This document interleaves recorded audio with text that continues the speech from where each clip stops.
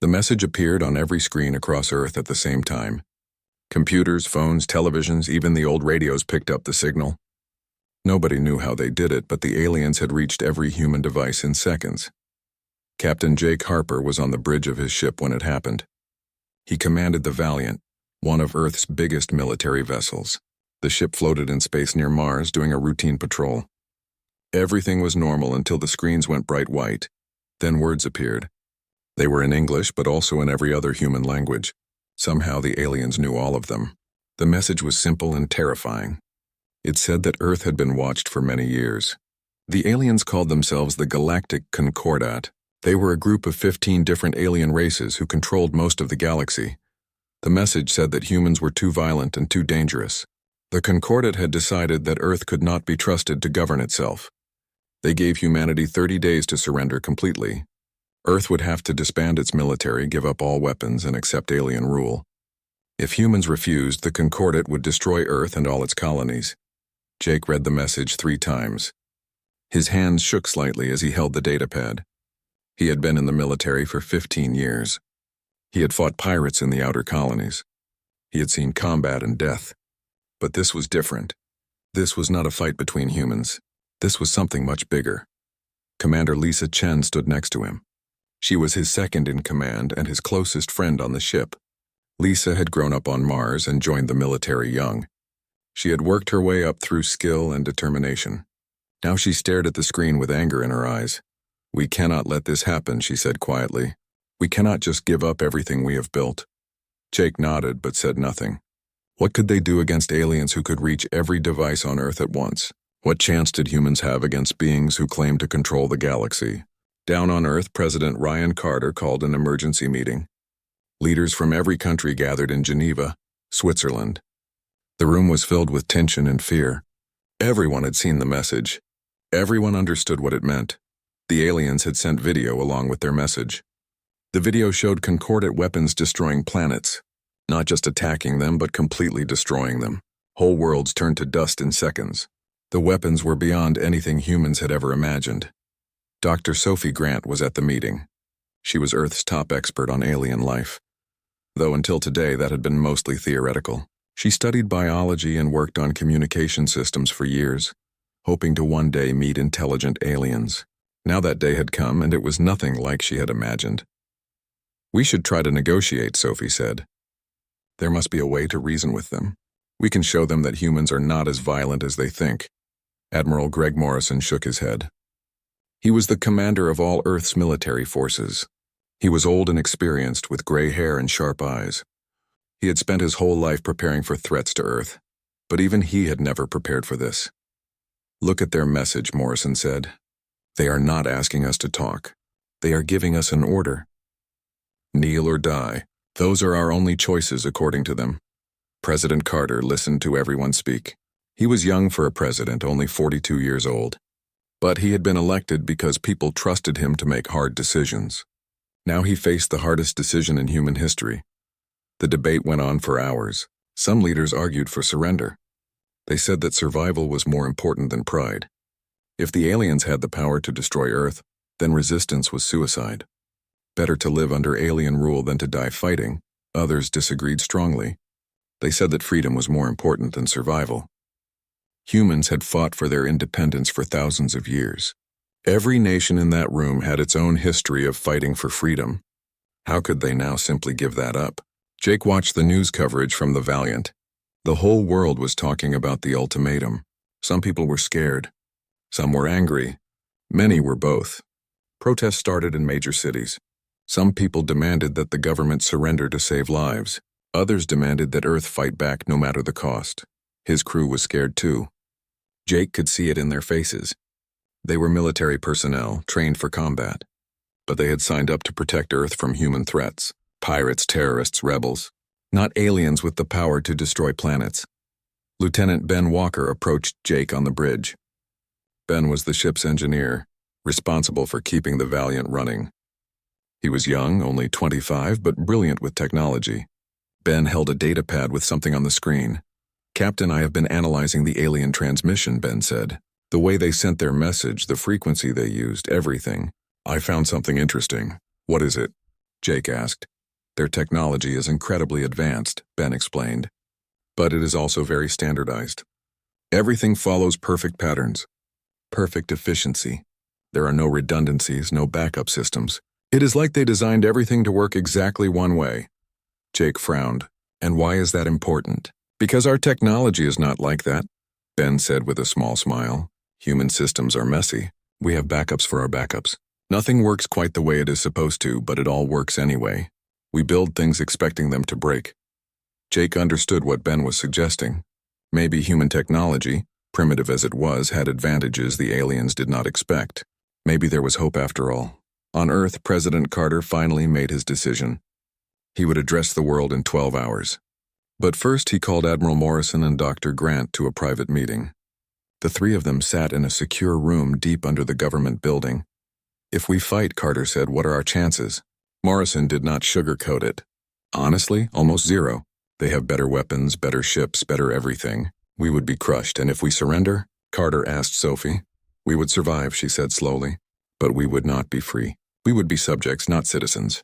Everything we are would be under their control. Carter was quiet for a long moment. Then he said something that would change everything. I think there is a third option. We do not kneel, but we do not attack either. We prepare. We use these 30 days to get ready, and when they come, we show them that humans cannot be pushed around. But sir, Morrison said, that is still fighting. The outcome would be the same. Maybe, Carter said, or maybe we can make them see that we are not worth the trouble. Maybe we can make them realize that subjugating humanity would cost more than they want to pay. Jake watched the president's speech on every screen aboard the Valiant. Carter spoke calmly but firmly. He told the world that Earth would not surrender. But Earth would also not start a war. Humanity would defend itself if attacked, but would seek peace until the last moment. The president's words were careful. He did not insult the Concordat. He did not threaten them. He simply stated that humans valued their freedom and would not give it up willingly. He asked the aliens to reconsider, to give humanity a chance to prove themselves. The speech ended and the countdown began. 30 days until the Concordat returned for their answer. 30 days for humanity to prepare for the fight of their existence. 30 days before everything would change forever. The days after the president's speech were chaotic. Every military base on Earth and in the colonies went to full alert. Soldiers who had retired were called back to service. Factories that made civilian goods switched to making weapons and armor. Humanity was preparing for war. Jake Harper threw himself into training his crew. The Valiant needed to be ready for anything. Every system was checked and double-checked. Every weapon was tested. The crew ran combat drills 12 hours a day. They were exhausted, but nobody complained. Everyone understood what was at stake. Commander Lisa Chen worked with the other officers to develop new tactics. The problem was simple but huge. Human weapons were designed to fight other humans. They had never been tested against alien technology. Nobody knew if Earth's missiles and lasers would even damage Concordat ships. Lieutenant Ben Walker spent his time studying everything the aliens had sent. Every bit of data in their transmission was analyzed. He was looking for weaknesses, anything that could give humans an advantage. What he found surprised him. The Concordat's weapons were powerful but predictable. They used focused energy beams that could disable shields and cut through armor. But these weapons required targeting systems that locked onto specific frequencies.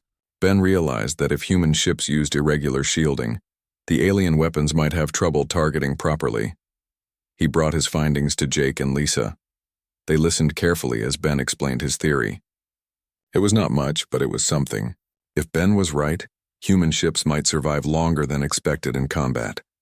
On Earth, Dr. Sophie Grant worked with scientists from every nation. They were trying to understand the Concordat's biology and culture.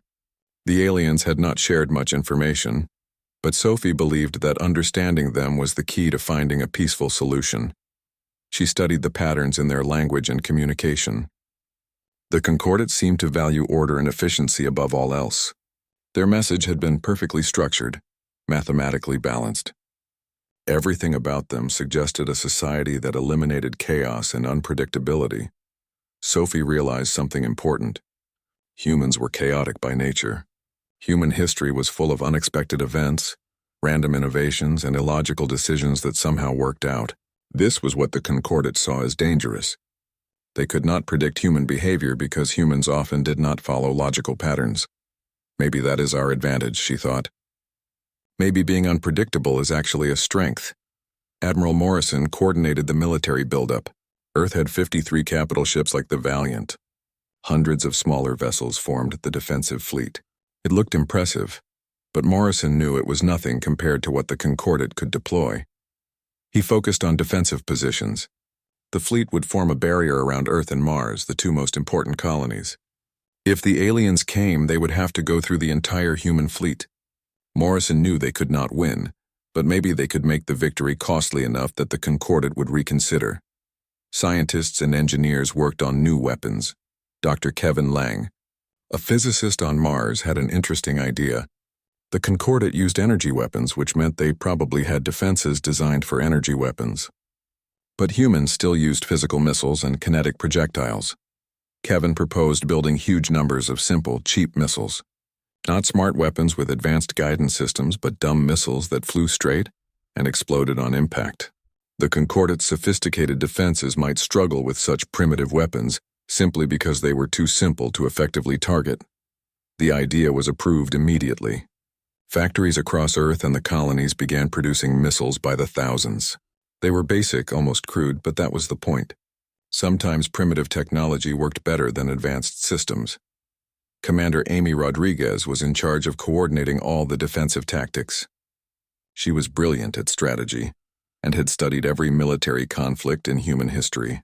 Amy realized that humans needed to fight dirty. The Concordat probably had rules and conventions for warfare. Humans would need to ignore all of them. She proposed hit-and-run tactics. Instead of engaging in direct fleet battles, human ships should strike quickly and retreat. Never stay in one place. Never fight fair. Make every engagement as chaotic and unpredictable as possible. The Concordat might have better technology, but humans could make them work for every inch of space. Jake approved of these tactics. The Valiant and other capital ships would serve as mobile bases. Smaller, faster ships would do the actual fighting, darting in to attack and then retreating to safety. It was not honorable or glorious, but honor would not save Earth. Civilian volunteers flooded recruitment centers. Everyone wanted to help defend Earth. Young people signed up for military service. Older people offered to work in factories. Scientists gave up their research projects to focus on military technology. Humanity was united in a way it had never been before. The mining colonies in the asteroid belt retooled their equipment. Mining lasers became weapons. Ore haulers were fitted with armor and missiles. Even civilian transport ships were converted into makeshift warships. Every vessel that could carry a weapon was brought into the defensive fleet. Jake received reports of similar preparations from every human colony. Europa, Titan, the stations around Jupiter, everyone was getting ready. If the Concordat wanted to subjugate humanity, they would have to do it by force. As the deadline approached, tensions grew. Some people began to doubt. Maybe resistance was foolish. Maybe they should accept the Concordat's offer before it was too late. But President Carter remained firm. He gave speeches encouraging people to stay strong. He reminded them that freedom was worth fighting for. Dr. Grant continued trying to find a diplomatic solution. She sent messages to the Concordat asking for dialogue. She offered to meet with them to discuss terms. But there was no response. The aliens had given their ultimatum and apparently expected no further discussion. Lieutenant Danny Price was a fighter pilot stationed on the Valiant. He was only 23 years old but had a natural talent for flying. Danny had a reputation for being reckless, which his commanders did not like. But Jake saw potential in the young pilot.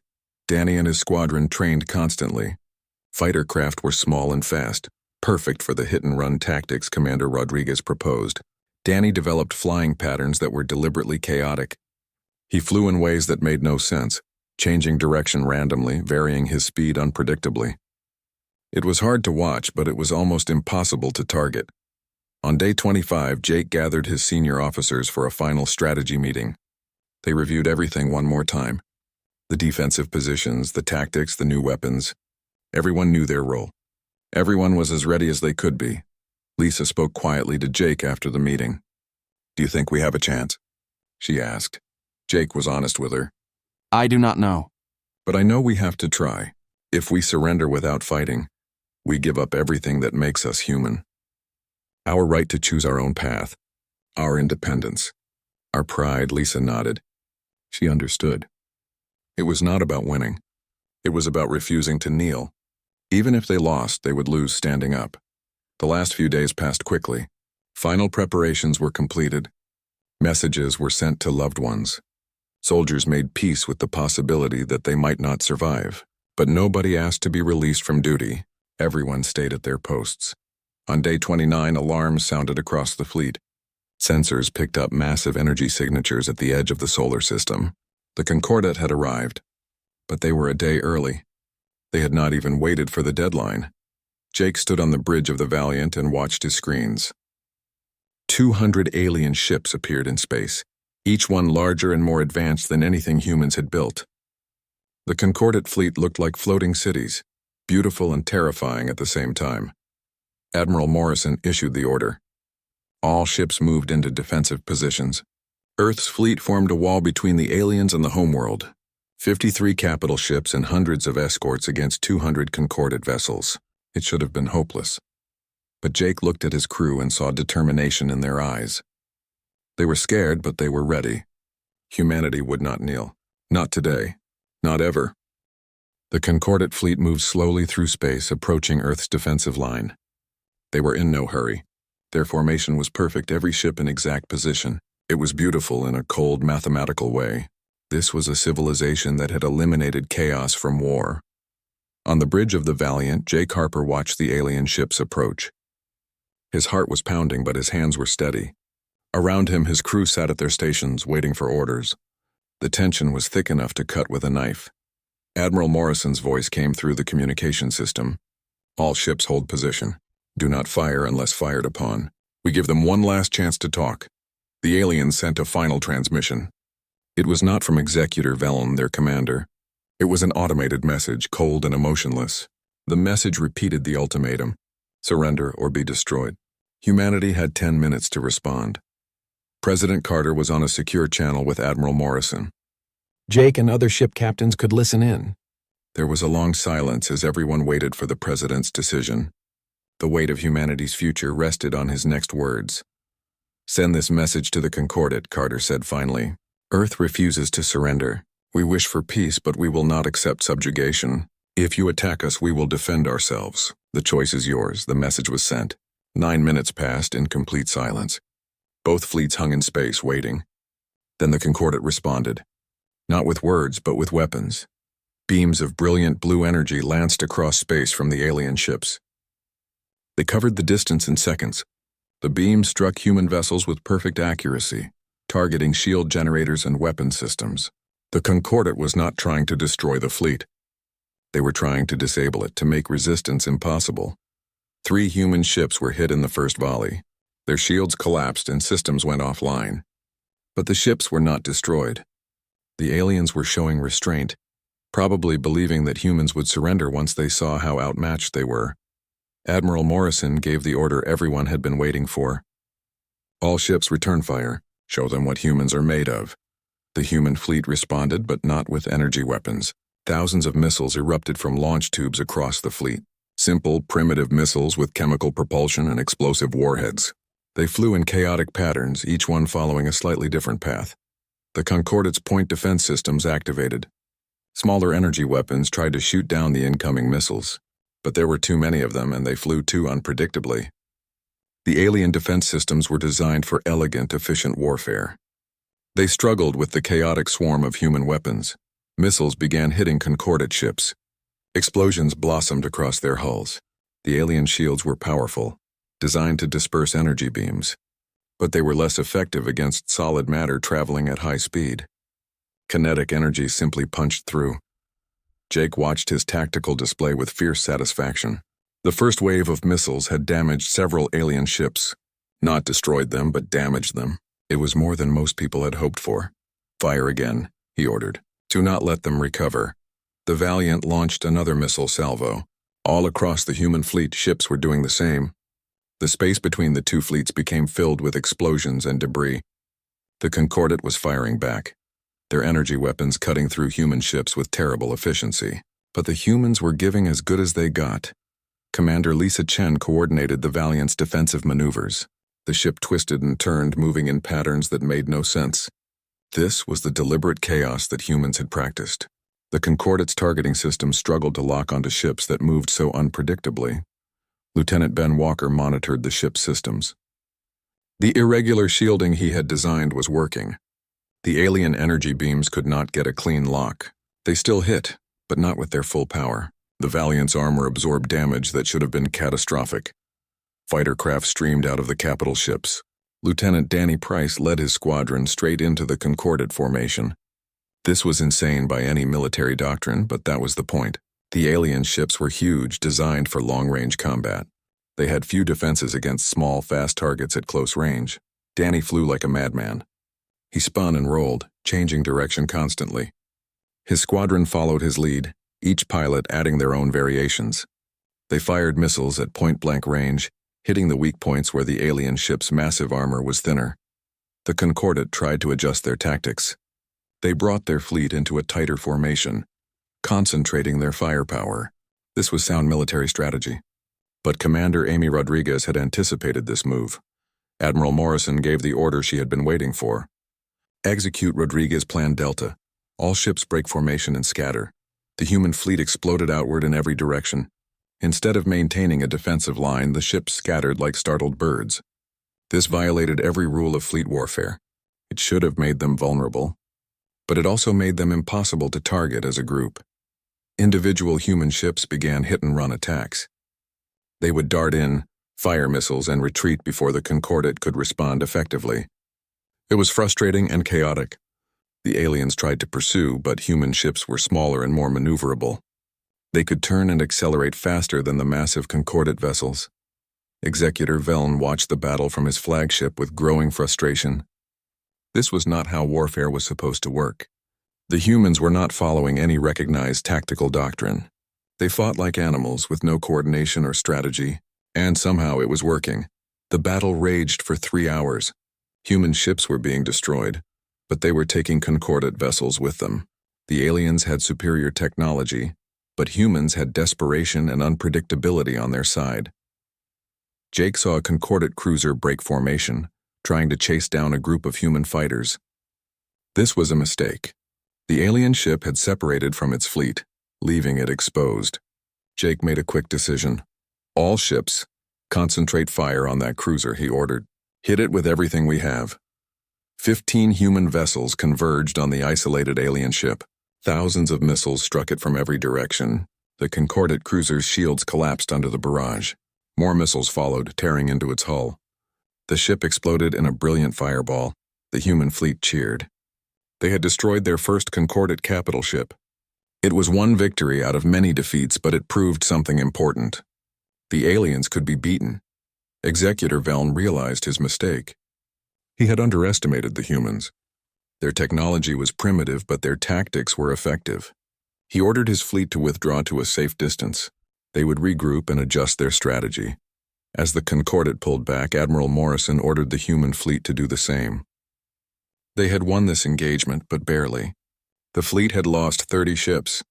Hundreds of soldiers were dead. But they had also destroyed 47 Concordate vessels and damaged dozens more. On the bridge of the Valiant, Jake's crew was exhausted, but elated. They had survived the first battle. More importantly, they had proven that humanity could fight back.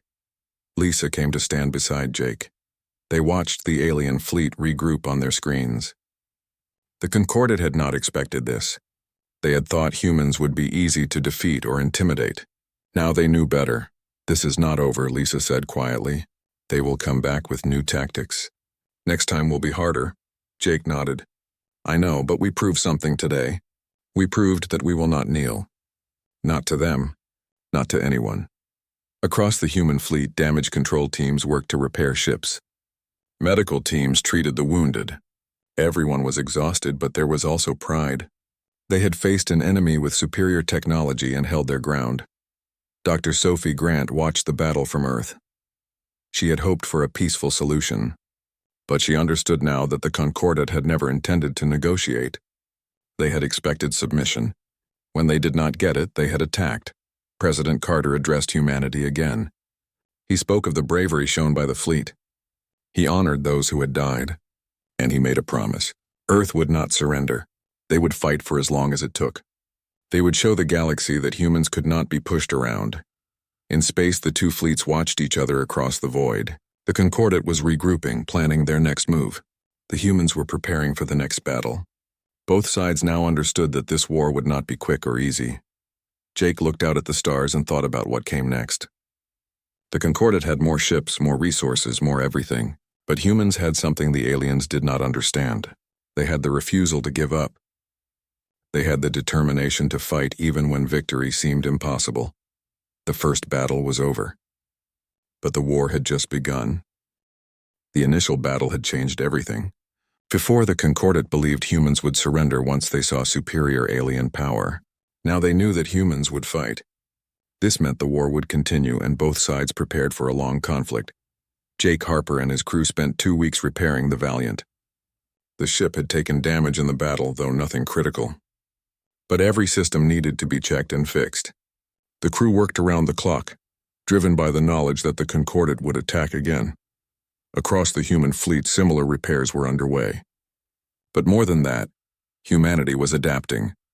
Dr. Kevin Lang and his team studied the data from the first battle. They analyzed every Concordat weapon firing pattern, every defensive response, every tactical decision. Kevin discovered something interesting. The Concordat fought in a very systematic way. Their tactics were based on mathematical calculations and perfect timing. They probably had computers making most of their decisions. This made them efficient but also predictable. He brought his findings to Admiral Morrison and Dr. Sophie Grant. The three of them met in a secure room on Earth to discuss strategy. The aliens fight like machines, Kevin explained. Every move is calculated. If we can predict their calculations, we can stay one step ahead. But we are not as fast or as powerful, Morrison pointed out. Even if we predict their moves, we may not be able to counter them. Dr. Grant had an idea. What if we do not try to fight them directly? What if we attack their infrastructure instead? The Concordat controls a huge area of space. They must have supply lines, communication relays, support bases. If we disrupt those, we hurt them without facing their main fleet. Morrison considered this. It was a guerrilla strategy. Instead of big fleet battles, humans would use small, fast strike forces. They would hit Concordat logistics and retreat before the aliens could respond. It was how a smaller force could fight a larger one. The strategy was approved. Jake volunteered to lead the first strike team. The Valiant and 5 other ships would leave the main fleet. They would venture into Concordat space, find targets, and cause as much damage as possible. Commander Lisa Chen was excited about this mission. She preferred action to sitting around waiting. The idea of taking the fight to the enemy appealed to her aggressive nature. She immediately began planning the details. Lieutenant Ben Walker worked on modifying the ships for deep space operations. They would need to operate far from support for weeks at a time. Every system needed to be reliable.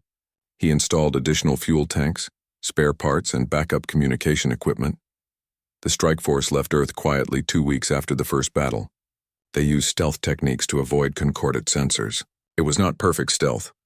Nothing humans had could truly hide from alien technology, but they could reduce their signature enough to hopefully slip past enemy patrols. The journey to Concordat space took 5 days. During that time, Jake drilled his crew constantly. They practiced combat scenarios, emergency repairs, and quick escapes. Everyone needed to be ready for anything. Their first target was a Concordat relay station. Dr. Kevin Lang had identified these stations as critical to alien communications. They formed a network that allowed faster-than-light messages across the galaxy. Destroy enough of them and the Concordat's coordination would suffer. The relay station was in an empty system orbiting a dead star. It was a small facility, probably automated with minimal crew, but it was protected by defensive weapons and shields. Taking it down would not be easy. Jake studied the station for 2 hours before attacking. He looked for weaknesses, patterns in its defensive scans, anything that could help. Then he developed a plan. We hit it fast and hard, he told his strike force. All ships fire at once. Overwhelm the defenses before they can respond. Then we destroy it and leave immediately. The attack went perfectly. 6 human ships appeared suddenly near the relay station. Before the automated defenses could fully activate, they were hit with hundreds of missiles. The station's shields held for about 30 seconds. Then they collapsed. More missiles struck the station itself. Explosions tore through its structure. Within 2 minutes, the relay station was destroyed. The human ships jumped back into faster-than-light travel before any concordate forces could arrive. It was a small victory, but it felt good. Jake and his crew celebrated briefly, then moved on to the next target. Over the next 3 weeks, they destroyed 12 more relay stations. Each time, they struck quickly and vanished before the concordate could respond. Back on Earth, other strike teams were formed. Commander Amy Rodriguez led one team.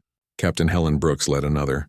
Soon dozens of human ships were operating in concordate space, hitting targets and disappearing like ghosts. The strategy was working. The concordate's communication network was being disrupted. Their fleet coordination suffered. Ships could not respond to threats as quickly. Supply convoys were being attacked. The aliens were beginning to feel pressure, but the concordate adapted. Executor Veln increased patrols. He stationed permanent guards at critical facilities. He began hunting the human raiders with dedicated task forces. The war became a deadly game of cat and mouse. Jake's strike force had a close call during their 4th month of operations. They attacked what they thought was a lightly defended supply depot. But it was a trap. Concordate warships were hiding nearby, waiting for humans to appear. The ambush was nearly perfect. 3 concordate cruisers appeared just as the human ships were attacking the depot. They opened fire immediately, catching the humans by surprise. One human ship was destroyed before it could even return fire. Jake ordered an immediate retreat, but the alien ships were fast. They pursued, firing continuously. The Valiant took several hits. Shields were failing. The ship shook with each impact. Lisa coordinated the escape. She had each ship fly in different directions, forcing the concordate to split their forces. It was risky, but it worked. The alien ships could not chase all the human vessels at once. Lieutenant Danny Price, flying a fighter escort, did something crazy. He turned his small craft around and flew straight at one of the concordate cruisers. He fired every missile he had at the alien ship's sensor array. The cruiser was not seriously damaged, but it was blinded temporarily. This gave the Valiant the seconds it needed. The ship jumped into faster-than-light travel and escaped. The other surviving vessels did the same. They had lost one ship and barely escaped with the rest, but they had survived. That night, Jake sat alone in his quarters, thinking about the pilot they had lost. Lieutenant Sharon Mills had been young, only 26 years old. She had been engaged to be married. Now she was dead, killed in a war that seemed to have no end. Lisa found him there an hour later. She sat down without saying anything. They had both lost friends in this war. Words were not always necessary. Finally, Jake spoke. "How long can we keep this up? How many more people have to die?" Lisa did not have an answer. They both knew the truth. The war could go on for years. The concordate had more ships, more resources, more everything. But humans had shown they would not quit. Neither side could win, but neither side would surrender. Months passed. The guerrilla war continued. Human strike forces became better at their work. They learned to predict concordate responses. They developed new tactics. The aliens lost dozens of relay stations, supply depots, and support facilities. But the cost was high.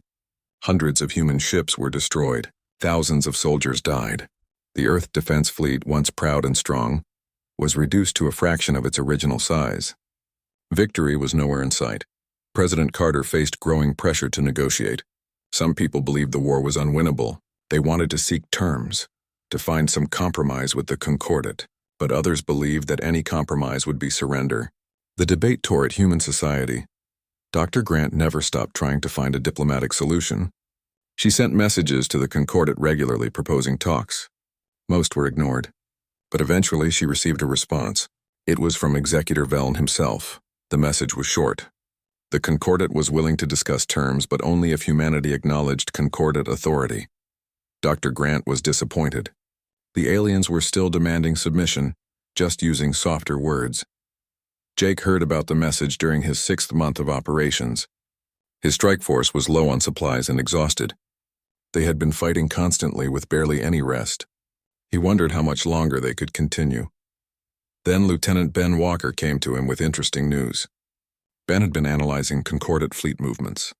He noticed something strange. The alien fleets were having trouble coordinating. Their response times were slower. Their formations were less perfect. "The raids are working," Ben said excitedly. "We have destroyed enough of their infrastructure that they are struggling to maintain control. Their fleet is as powerful as ever, but they cannot use that power effectively." Jake felt a surge of hope. Maybe, just maybe, humanity had a chance, not to win the war through superior force, but to make the war too expensive for the Concordat to continue. If they could hold on long enough, the aliens might decide that subjugating humanity was not worth the cost. He shared this insight with Admiral Morrison. The Admiral agreed. The strategy was working, but humans needed to increase the pressure. More raids, more disruption, make every day costly for the Concordat new strike forces. The war entered its second year. Both sides were exhausted. The Concordat had lost hundreds of ships and thousands of personnel. Humanity had lost even more. Earth's colonies were struggling under the strain of constant military production. Resources were running low. People were tired. Jake Harper sat in his quarters aboard the Valiant reading casualty reports. The numbers were staggering. Over 20,000 human soldiers had died. Countless ships were destroyed. And for what? The war had no end in sight. Neither side could win, but neither side would quit. Commander Lisa Chen knocked on his door and entered without waiting for a response. She looked tired. They all did. Months of constant combat took a toll that no amount of rest could fully heal. "We just received new orders," she said. "The Admiral wants all strike forces to return to Earth. Something big is happening." Jake stood up immediately. "Good news or bad news?" he asked. Lisa shrugged. "Nobody knows. But the President is calling everyone back. That means something has changed." The journey back to Earth took 6 days. During that time, rumors spread throughout the fleet. Some said the Concordat was preparing a massive attack. Others claimed that humanity was finally surrendering. Nobody knew the truth. When the Valiant arrived at Earth, Jake was summoned to a meeting with Admiral Morrison and President Carter. Dr. Sophie Grant was also there, along with several other military commanders and civilian leaders. The room was tense. President Carter began speaking. "The Concordat has contacted us again. This time they want to negotiate for real. Not surrender terms, but actual negotiations." Jake felt a mix of hope and suspicion. "Why now?" he asked. "What changed?" Dr. Grant answered. "The Concordat Council has overruled Executor Velm. Apparently, the other member civilizations are unhappy with how long this war has lasted. They want it to end one way or another." Admiral Morrison added more context. "Our intelligence suggests that the Concordat is facing internal pressure. Some member civilizations are questioning whether humanity is worth the effort. Others are worried about the cost of continued conflict. So they want to talk because we made the war too expensive," Lisa said. "Not because they respect us or think we are equal." President Carter nodded. "That is correct. But the reason does not matter. What matters is that we have an opportunity to end this war on terms we can accept." Jake was skeptical. "What kind of terms? Are they still demanding that we surrender our sovereignty?" "Not exactly," Dr. Grant said. "They are willing to recognize Earth as an independent power, but they want security guarantees. They want us to agree not to expand aggressively into Concordat space. They want treaties and commitments," Lisa spoke up. "So they want us to stay in our corner of the galaxy and not bother them. In exchange, they leave us alone." "Essentially, yes," President Carter said. "It is not perfect. But it is better than continued war or surrender." Jake thought about all the people who had died. The pilots, the engineers, the soldiers, all those lives lost fighting for human freedom. Would they feel that a compromise was worth it? "Do we have a choice?" he asked quietly. Admiral Morrison answered, "We can keep fighting, but our resources are nearly exhausted. We can hold out maybe another year, possibly 2, but eventually, we will run out of ships and people. The Concordat has more reserves than we do." Dr. Grant spoke passionately. "This is what we fought for, not to conquer the galaxy, but to be free. If the Concordat recognizes our sovereignty and leaves us alone, we have won. Not the way we hoped, but we have won nonetheless." President Carter looked at everyone in the room. "I want your honest opinions. Should we negotiate? Or should we continue fighting?" The room was silent for a long moment. Then Jake spoke. "I think we should negotiate, not because we are weak, but because we are smart. We proved that humanity cannot be forced to kneel. That was the goal. If we can secure our freedom without more deaths, we should do it. One by one, the others agreed.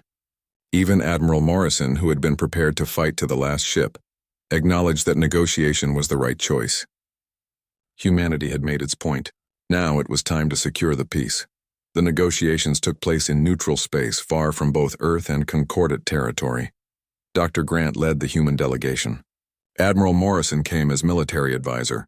Several diplomats and experts rounded out the team. The Concordat sent a delegation led by Executor Vellon himself. Seeing him in person was strange. He was not human, but he looked almost human, tall with smooth gray skin and large eyes. He moved with careful precision, every gesture calculated. The talks were difficult. Both sides had different perspectives on what had happened. The Concordat saw humans as dangerous primitives who had gotten lucky. Humans saw themselves as defenders of freedom against tyrannical overlords. Dr. Grant tried to bridge this gap. She explained human history, how every nation on Earth had fought for independence at some point. She explained that humans valued freedom not because they were primitive, but because it was fundamental to their nature. Executor Vellon listened, though he clearly did not fully understand. The Concordat had achieved peace and prosperity by accepting hierarchy and order. They could not comprehend why any civilization would prefer chaotic freedom to orderly security. But Dr. Grant persisted. She explained that humans were not asking the Concordat to change. They just wanted the same courtesy. Let humanity be human. Let them make their own choices, even if those choices seemed illogical to the Concordat. Admiral Morrison added a practical perspective. The war had proven that humanity could not be easily conquered. Even if the Concordat eventually won, it would cost them dearly. Was subjugating one stubborn species really worth decades of conflict? This argument resonated more with the Concordat delegation. They understood cost-benefit analysis. They could see that continued war would be expensive with uncertain results. Peace was the logical choice. The negotiations lasted 3 weeks. Slowly, carefully, the two sides hammered out a treaty. Earth would be recognized as a sovereign power with full rights to govern itself. In exchange, humanity agreed to respect Concordat borders and participate in mutual defense agreements. There were dozens of smaller points.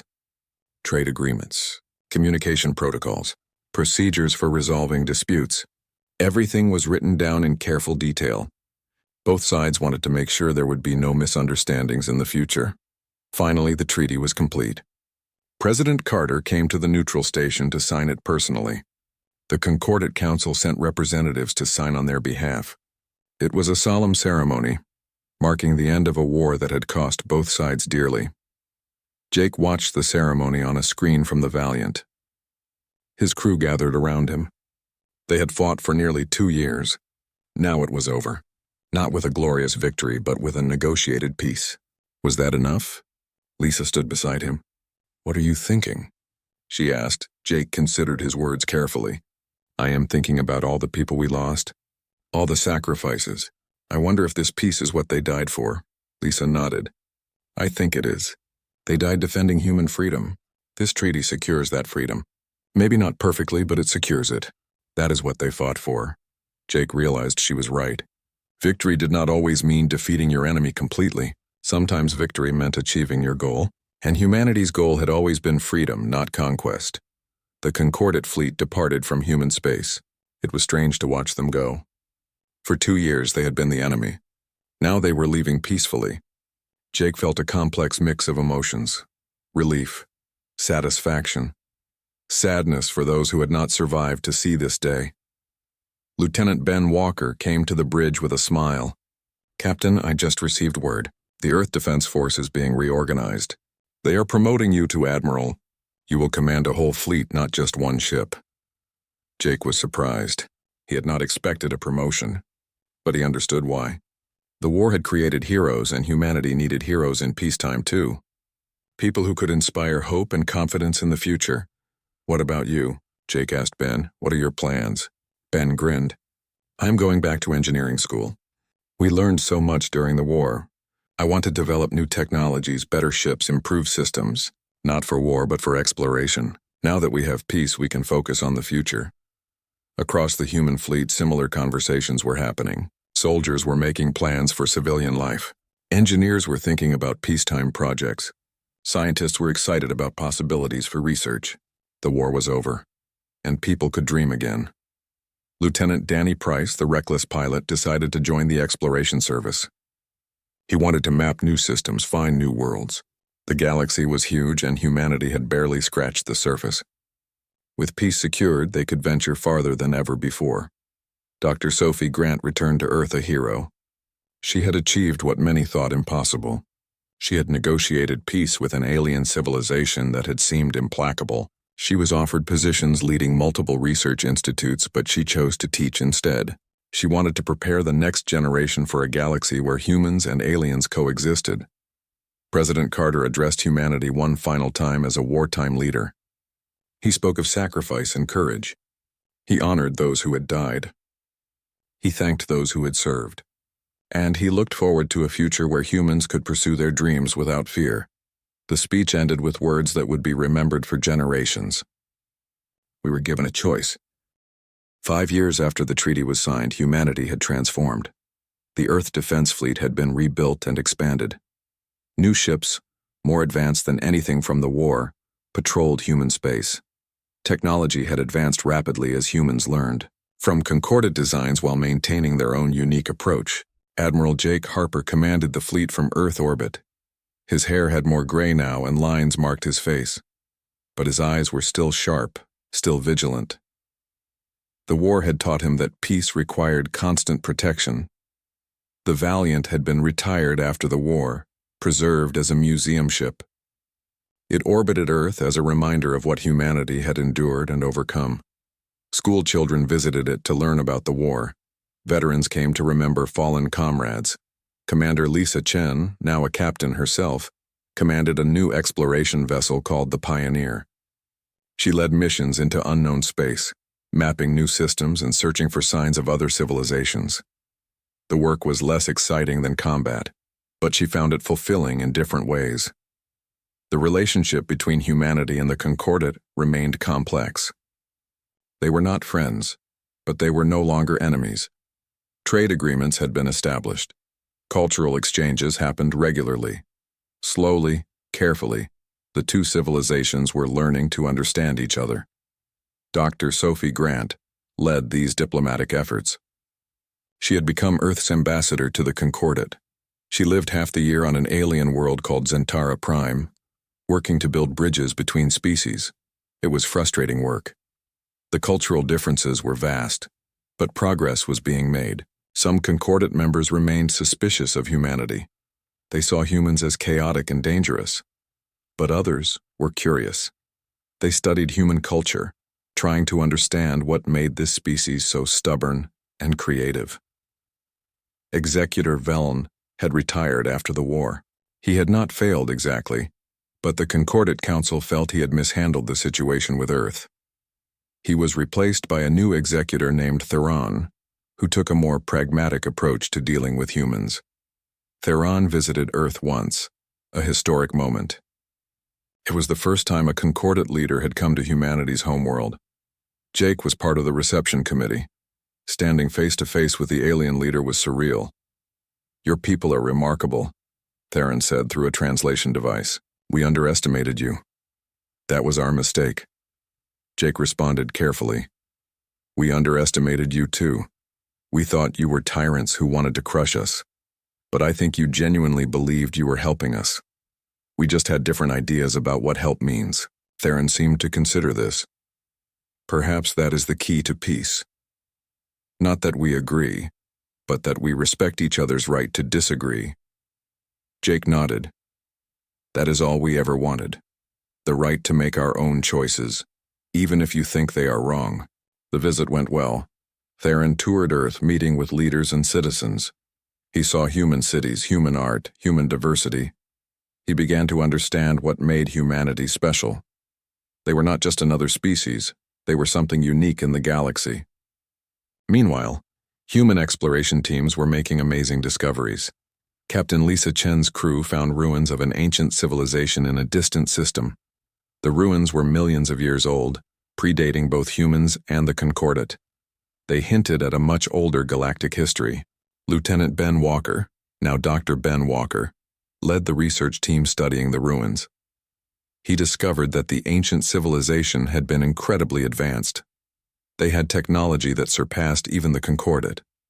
But they had disappeared, leaving only empty cities and cryptic warnings. The discovery sparked debate across the galaxy. What had happened to this ancient race? Had they destroyed themselves? Been destroyed by something else? The mystery brought human and Concordat scientists together, working as colleagues rather than adversaries. Lieutenant Danny Price had become famous as an explorer.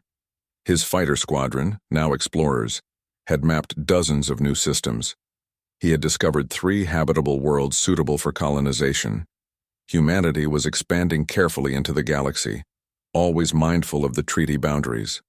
On one of his missions, Danny encountered a new alien species that the Concordat had never met. They were called the Kalari, and they lived on a world rich in resources but lacking advanced technology. Danny made first contact, following protocols that Dr. Grant had helped develop. The Kalari were friendly but cautious. They had heard stories of the Concordat, stories that made them nervous about advanced civilizations. But humans were different. Humans were willing to trade and communicate without demanding submission. This became a pattern. As humans explored, they met species that the Concordat had overlooked or dismissed. Humanity established friendly relations with many of them. Earth became known as a civilization that treated others with respect. President Carter had served 2 terms and retired. The new president, Angela Martinez, continued his policies. She believed in strength through cooperation rather than domination. Under her leadership, Earth formed an alliance of independent civilizations. This alliance, called the Free Systems Coalition, offered an alternative to Concordat membership. Civilizations could join and remain independent, receiving mutual defense and trade benefits without surrendering sovereignty. It was everything humanity had fought for, now offered to others. The Concordat watched this development with mixed feelings. Some saw it as a threat, others saw it as an opportunity. The galaxy was changing, and the old ways of doing things might not work anymore. Dr. Sophie Grant proposed something radical. Instead of viewing the Free Systems Coalition as competition, why not establish formal cooperation between the 2 groups? The Concordat had experience and resources. The coalition had innovation and flexibility. Together they could accomplish more than either could alone. The proposal was controversial on both sides. Many Concordat members distrusted humans too much. Many humans hated the Concordat for trying to subjugate Earth. But leaders on both sides recognized the wisdom in cooperation. Negotiations began for a mutual defense treaty. If either the Concordat or the coalition faced external threats, they would help each other. It was not an alliance exactly, more like a mutual understanding. But it was a huge step forward. Admiral Jake Harper was skeptical at first. Could humanity really trust the Concordat after everything that had happened? But he came to see the wisdom in the approach.